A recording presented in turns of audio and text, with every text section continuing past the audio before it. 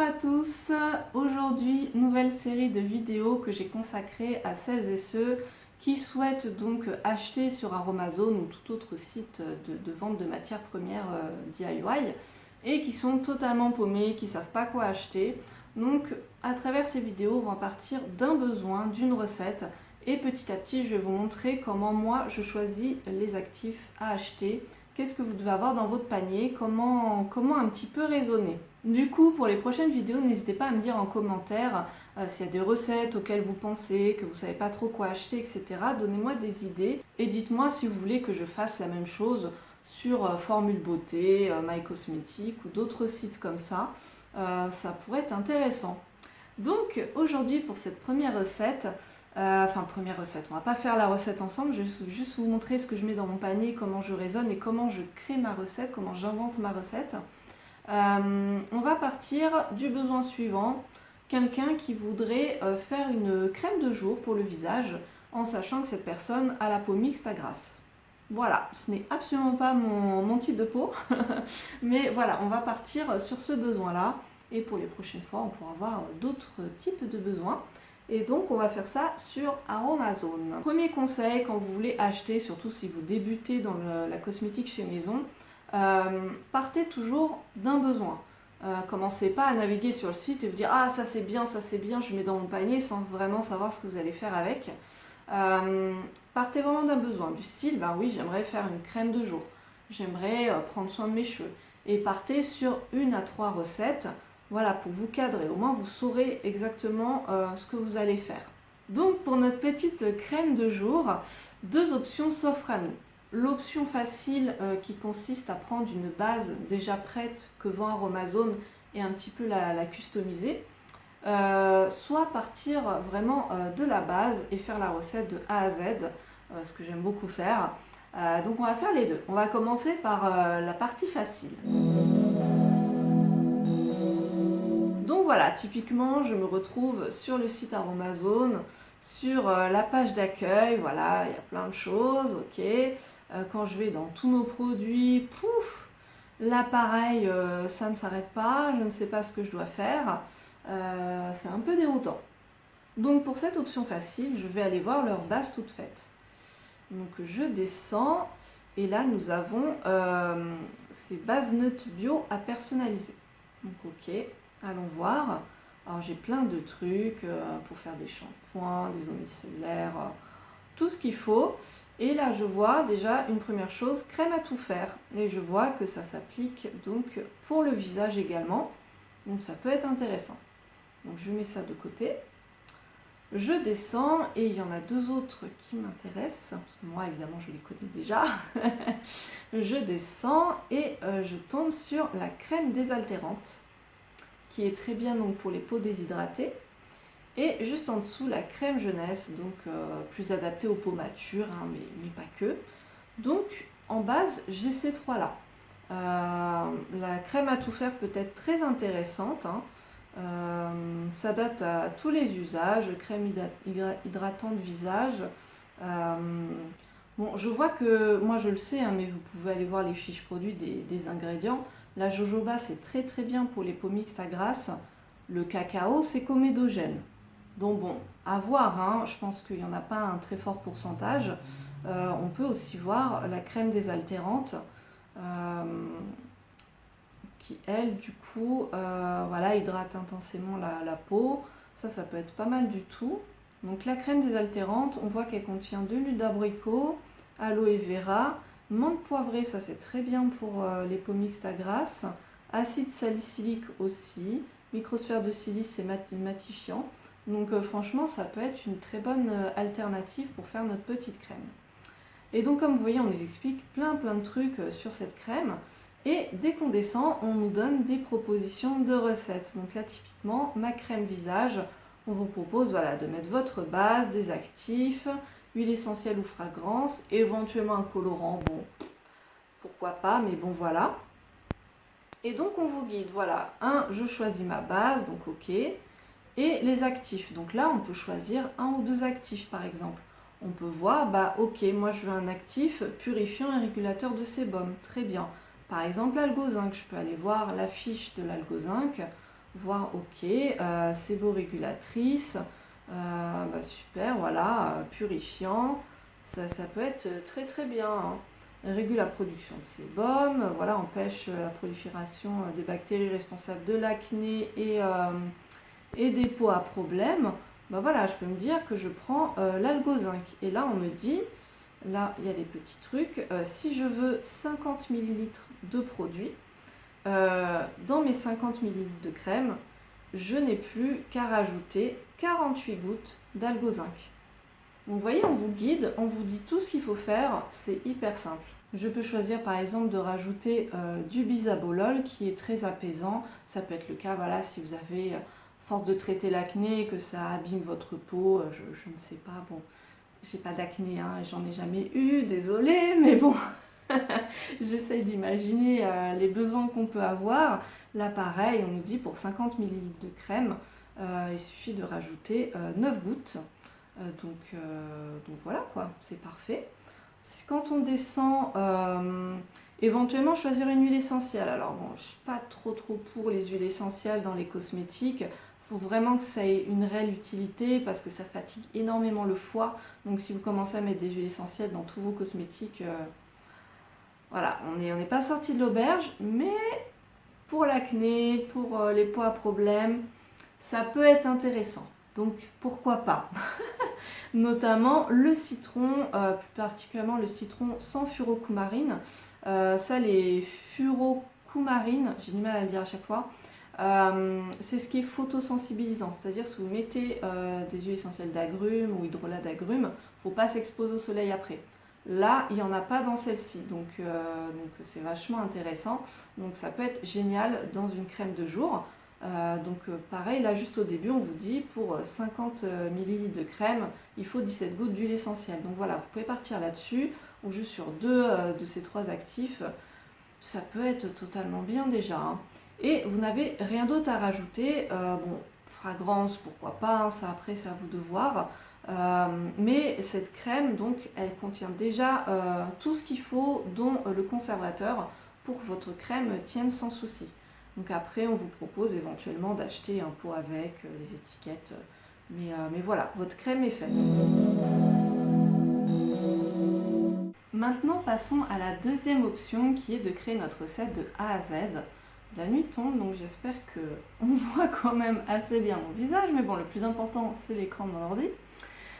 Donc là, le plus important déjà, quand on crée une émulsion, c'est déjà de réfléchir à l'émulsifiant. C'est vraiment lui qui va créer la crème, vu qu'une crème c'est une émulsion, c'est le fait d'allier de l'eau et de l'huile grâce à un hydrolat, un peu comme la mayonnaise ou l'œuf fait office d'émulsifiant. Donc dans un premier temps, je trouve que pour ce genre de recette, c'est intéressant de déjà se pencher sur l'émulsifiant qu'on va choisir. Donc direction la liste des produits, on va chercher les émulsifiants qui se trouvent ici, émulsifiants et épaississants. Et là donc on en a plein, il y a de quoi s'y perdre. On parle de même de co-émulsifiants, si je suis débutante je ne sais même pas ce que c'est. Et nous avons aussi des émulsifiants à froid. Bon. Déjà, donc, n'hésitez pas à lire les fiches produits, déjà les petites intros que vous avez donc pour présenter les produits. Ça va déjà vous donner quelques indications. Moi déjà, je vous conseille pour une crème pour une peau mixte à grasse, un de mes préférés, c'est la cire émulsifiante numéro 3.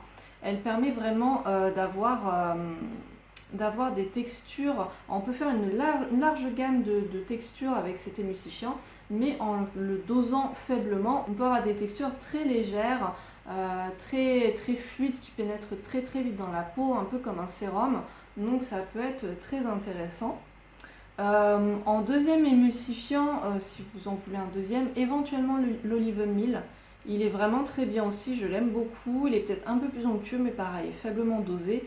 Il peut être très intéressant. Je vous propose dans cette recette de partir sur la cire émulsifiante numéro 3. Donc, puisqu'on va créer notre petite recette au fur et à mesure, autant ouvrir mon tableur Excel et puis commencer par noter tout ça. Donc, cire émulsifiante numéro 3, ok. Donc voyons comment je vais le doser. Donc ce qui est très intéressant vraiment chez Aromazone, je vous conseille vraiment d'aller checker les fiches produits des ingrédients que vous voulez choisir. Vraiment regarder les fiches produits, il y a plein d'indications voilà, sur les propriétés, dans quel cas utiliser cet émulsifiant, c'est des petits exemples. Hein. Voilà, scroller, n'hésitez pas à scroller jusqu'en bas, il y a plein d'infos. On vous dit voilà déjà qu'on peut l'utiliser entre 3 et 8%. Ok. Ensuite, là, on vous dit comment l'utiliser. Si vous faites une crème qui fait 50 ml et que vous voulez le doser à 3%, eh ben, vous savez que vous allez mettre 1,5 g d'émulsifiant. Voilà. Mais le tableau le plus intéressant vient après, c'est celui-ci. Ça va vraiment vous permettre de choisir votre texture. Donc là, vous pouvez voir tout simplement que si vous mettez par exemple 5% d'émulsifiant et 20% d'huile, vous allez avoir une crème fluide à moyennement épaisse, toucher frais, très bonne stabilité. Voilà, ça peut déjà vous donner des indications sur ce que vous voulez. Et ensuite, en dessous, vous avez des petits exemples. Voilà, vous voyez les petites photos, ce que ça va donner. Si vous mettez 5% de cire émulsifiante numéro 3, 10% d'huile végétale de sésame, et là, vous pouvez voir qu'avec ce type de texture, vous avez une pénétration rapide, un toucher frais. Donc ça, c'est très intéressant donc pour avoir quelque chose d'assez matifiant, vous voyez. Donc on peut partir là-dessus, se dire qu'on prend 5% de cire émulsifiante numéro 3 et 10% d'huile. Donc je peux me noter, donc déjà 5%. Et là, l'huile végétale, je ne l'ai pas encore choisie, mais du coup, je sais que je vais mettre 10% d'huile. Je peux aussi me dire que je mets en tout 10% d'huile et donc 5% de telle huile végétale, 5% de telle huile végétale. Il faut juste qu'en tout, il y ait 10% d'huile. Donc, maintenant que nous avons notre émulsifiant, allons voir les huiles végétales. Alors, je retourne dans ma liste. Huile végétale. Et là, il y a des filtres très intéressants chez Aromazone. Donc, on peut choisir selon son type de peau, son type de cheveux, etc. Donc, nous allons mettre peau grasse. Alors là, on nous propose 3 huiles qui sont particulièrement adaptées aux peaux grasses. Franchement, je vous conseille la jojoba, elle est génialissime, elle régule les peaux grasses, tout ça, enfin, elle est géniale.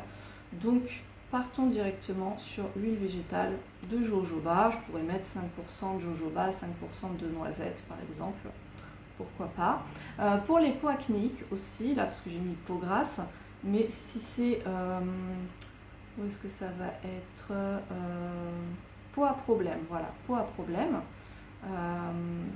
Ils vont me proposer d'autres choses, dont la nigelle. La nigelle est très intéressante aussi pour vraiment purifier les peaux à problème. Donc je pourrais mettre 5% jojoba, 5% nigelle, ça c'est pas mal. Mais bon, partons là-dessus. Ensuite, donc, qui dit émulsion, donc dit eau ou hydrolat. Donc choisissons un petit hydrolat qui va correspondre à ma peau. Donc encore une fois, alors je vais dans cette liste, hein, mais en vrai sur le côté on les a aussi. Hein. Ah voilà, hydrolat beauté. Oui, parce que même quand on cherche, enfin on a du mal à trouver. Hein. Donc pareil, je peux faire type de peau, peau grasse. Ok, donc là j'en ai plusieurs qui peuvent être très intéressants. Le tea tree peut être très bien aussi pour les peaux à problème. Voilà, l'ortie, c'est aussi bien pour les peaux imperfections. Donc pourquoi pas, allons pour l'hydrolat d'ortie. Hop, pareil, je pourrais en mettre 2, je pourrais mettre un peu d'eau, un peu d'hydrolat. Ce n'est pas grave. Alors, pour le dosage de l'eau et ou de l'hydrolat, je vous conseille de le garder pour la fin de la recette, vraiment. On va faire notre petite recette, nos petits pourcentages, et ce qui restera pour aller à 100%, on le mettra dans l'hydrolat, tout simplement. Bon, là du coup j'ai ma petite crème, ok, c'est la base, hein, voilà, ça fait une petite émulsion. Maintenant je vais quand même la personnaliser. Ce qui peut être très intéressant, c'est d'aller voir les exemples de recettes. Donc recettes et tutos, cosmétiques maison. Et là du coup je peux choisir selon la famille de produits. Moi je veux crème visage et je peux encore personnaliser avec type de peau. Donc peau à problème, on va rester sur mon délire de peau grasse. Voilà. Et là, j'ai quelques exemples. Donc là, peau à problème, bouton, peau grasse. Donc on peut regarder un petit peu ce qu'ils proposent. Hein. Crème matifiante pour peau grasse. C'est cool ça. Donc bah, vous voyez, eux, ce qu'ils ont fait, c'est qu'ils ont pris la base de crème désaltérante, tout simplement. Là, ils mettent du Bacti pur, microsphère de silice qui est matifiant, citron et thé vert pour peau grasse et imperfection. Vous voyez, ils avaient choisi de l'huile de noisette, ok. Le gélu sucre qui est un émulsifiant à froid, c'est très, très intéressant aussi. L'hydrolat de citron, c'est très bien aussi pour les peaux à problème. Vous voyez, vous avez plein d'options, mais bon, au bout d'un moment, il faut choisir. Donc, eux, ils mettent de l'huile essentielle de citron et de titri, ok, bon. Vous pouvez vous inspirer comme ça, mais sinon, on peut retourner dans la liste, et là, vous avez actifs cosmétiques. Et vous avez les actifs purifiants et matifiants qui sont juste ici. Et là, donc, encore une fois, vous en avez plein. Donc, vous pouvez en choisir un ou deux, c'est bien, hein, pas la peine d'en choisir 3 millions. Donc, on avait vu l'algozinc, par exemple, qui est très bien, le Bacti pur. Il y a plein de trucs très, très intéressants. Moi, je pense que l'algozinc, c'est très bien. Hein. Choisissons l'algozinc. Donc, on va marquer algozinc. Hop, très bien. Maintenant, comment le doser? C'est très simple. On va sur la fiche produit. Encore une fois, voilà, on a plein de renseignements. Et là, dans caractéristiques générales, ils nous disent que généralement, on peut le doser à 5%. Généralement, ils nous mettent une fourchette. Bon là, ils ont l'air de le doser à 5%. Ça doit être le pourcentage idéal pour que ce soit utile, j'imagine. Donc, je peux doser déjà 5%. Et là, en fait, ils donnent des équivalences. Donc, c'est vachement bien. Pour l'instant, je n'ai pas choisi quelle quantité de crème je veux faire. Pour une crème visage, surtout pour un premier essai, 30 ml, je trouve que c'est déjà pas mal. Donc, on peut noter crème visage 30 grammes. Hop. Et donc, pour 30 grammes de produit, on sait que l'algozinc, ça va faire 1,5 g et donc 28 gouttes. Donc, on peut noter ici 1,5 g, 28 gouttes. On peut choisir de mettre de l'huile essentielle de citron sans furocumarine. Les huiles essentielles, il n'y a pas toujours d'indication sur les fiches produits, mais on peut très bien aller voir dans les recettes justement qu'ils proposent. Regardez les recettes où il y a du citron. On peut là dans les paramètres rentrer le nom des actifs qui nous intéressent et voir dans quelles recettes ils sont, comment ils les utilisent. Ça, c'est super intéressant. Donc la recette de tout à l'heure, ils mettaient 1,95% de citron. Faisons pareil. Hein, Je peux aussi avoir envie de mettre un petit hydratant dans ma crème. C'est pas mal hein, quand même parce que faut quand même que ce soit un soin pour la peau, surtout que ça va être une crème très très light. Donc mettons peut-être un peu d'aloe vera. Donc encore une fois, je peux aller sur la fiche de l'aloe vera. Je peux taper directement mes ingrédients dans la barre de recherche. Et je regarde un peu ce qu'ils me conseillent. Donc là, ils vous donnent des astuces en tant qu'actif dans vos soins. Ils disent de doser entre 5 à 10%. Ok. Et de ne pas le mélanger à l'extrait de pépins de pamplemousse parce que c'est pas compatible. Ok. Donc allons, au pif, disons 6%. Hein. Quand on ne sait pas, on fait une petite moyenne et puis on voit un peu ce que ça vaut. Bon, 6% c'est très bien. Hein. Donc voilà, notre recette pourrait être finie, mais il manque un ingrédient indispensable, c'est le conservateur. Là, tel quel, si vous ne mettez pas de conservateur, donc déjà à conserver au frigo sans conservateur, et ça va se conserver peut-être une semaine. Ouais, je pense une semaine au frigo, hein, c'est pas foufou. Donc, comme conservateur, encore une fois, on peut aller voir hein, les conservateurs qu'ils proposent. Conservateurs et antioxydants. Donc voilà, vous en avez quelques-uns. Moi, celui que je recommande, à moins que vous fassiez des allergies particulières, c'est le Cosgar. Il est pas cher, il est utilisé en cosmétique bio. Il est très très efficace, il permet de conserver une crème comme celle qu'on a faite pendant 3 mois à température ambiante.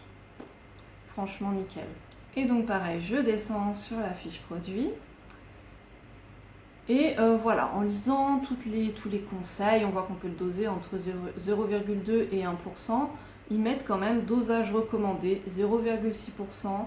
Moi, c'est toujours le dosage que j'ai fait et ça a toujours très très bien conservé mes produits. Dans certaines recettes, ils peuvent recommander de monter à 1%. J'ai jamais eu besoin d'aller jusqu'à 1%. Voilà, à vous de voir, mais 0,6% c'est très très bien. Donc notons 0,6%. Vous pouvez voir sur mon blog, c'est toujours ce dosage que je prends. Et du coup, pareil, eux, ils ont ce petit tableau, dosage type, très très bien. Donc nous, on veut 30 g de produit fini et on sait que ça va nous faire 0,18 g, ce qui équivaut à 6 gouttes. Maintenant qu'on a notre recette, il va falloir calculer combien il nous faut d'hydrolat d'ortie.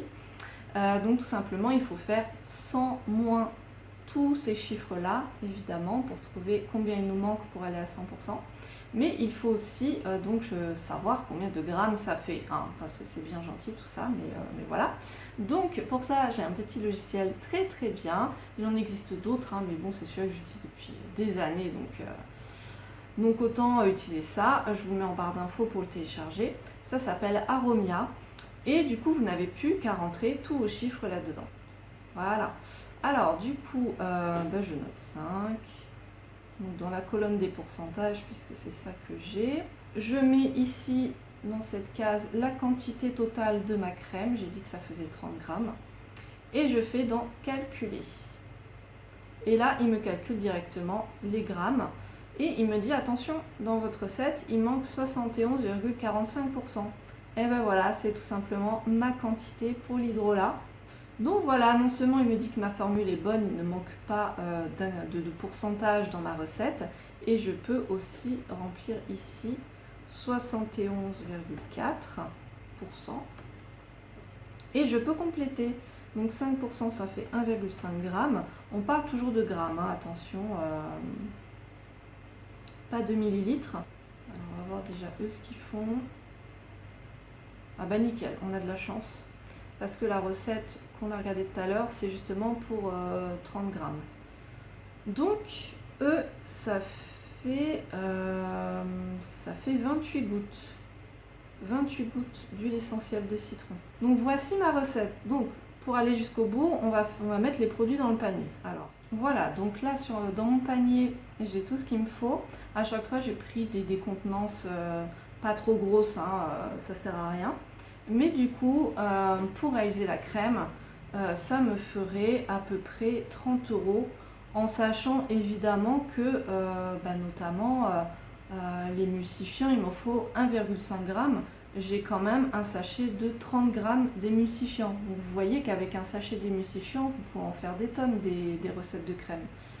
L'huile végétale, là il me faut 3 grammes. J'ai 100 ml dans ma bouteille. Donc encore une fois, voilà, vous pouvez y aller. Vous voyez, c'est pas genre ma crème va me coûter 30 balles. Non, non, c'est vraiment pour plusieurs crèmes, vraiment. Et du coup, on peut aussi se dire, bah ok, j'ai ça dans mon panier, mais qu'est-ce que j'en fais après, hein, si je fais ma crème et que finalement ça me plaît pas, qu'est-ce que je fais? Bah là aussi, on peut totalement aller voir les fiches produits et regarder. Donc la cire émulsifiante, on a vu qu'on pouvait aussi en faire des laits pour le corps, en faire pourquoi pas des petits soins pour les cheveux comme des leave-in, vous savez, des crèmes pour cheveux sans rinçage. On peut faire pas mal de choses. Donc ça peut être pas mal. Un gommage pour le corps, par exemple, on fait une émulsion, on met un exfoliant comme la poudre de noyau d'abricot ou de je ne sais quoi dedans, ça fait un très bon gommage par exemple. Et on peut reprendre totalement notre recette de crème, juste voilà notre mélange, 5% d'émulsifiant, 10% d'huile, et puis hop, on se fait notre petit gommage par exemple. L'huile de jojoba, on peut l'appliquer même pure sur le visage, on peut l'appliquer sur les cheveux, elle est très très bien pour les cheveux, en bain d'huile, ou juste quelques gouttes sur les pointes, pour faire des recettes pour le corps aussi. L'hydrolat d'ortie, si vous allez voir la fiche produit, elle est très très bien aussi pour réguler Pareil, les cuirs chevelus qui sont gras ou les pellicules, elle accélère la pousse des cheveux. L'algo zinc, bon bah ça va être peut-être un peu plus spécifique pour le visage, mais il y a de quoi utiliser aussi. L'huile essentielle de citron aussi, elle a plein d'utilités, même pour renforcer les ongles. L'aloe vera, vous pouvez l'appliquer pure comme ça sur les cheveux, même en soin, que ce soit avant ou après shampoing. Vous voyez, il y a plein d'indications et surtout, voilà, quand vous achetez des ingrédients, dites-vous quelles sont les autres utilisations que je peux en faire. Notamment pour l'hydrolat, vous avez vu, il y a plein d'hydrolats possibles. Ben, peut-être je réfléchis, ok, cet hydrolat, il est bien aussi pour mes cheveux, donc il ne va pas rester dans mon placard. Ça, c'est intéressant. Voilà, bon, je vais m'arrêter là parce que la vidéo est assez longue comme ça. J'en ai peut-être trop dit, dites-moi, mais j'ai vraiment voulu faire une vidéo très complète. En tout cas, n'hésitez pas à me donner votre ressenti pour les prochaines vidéos. Voilà, je vous fais plein de bisous. Salut!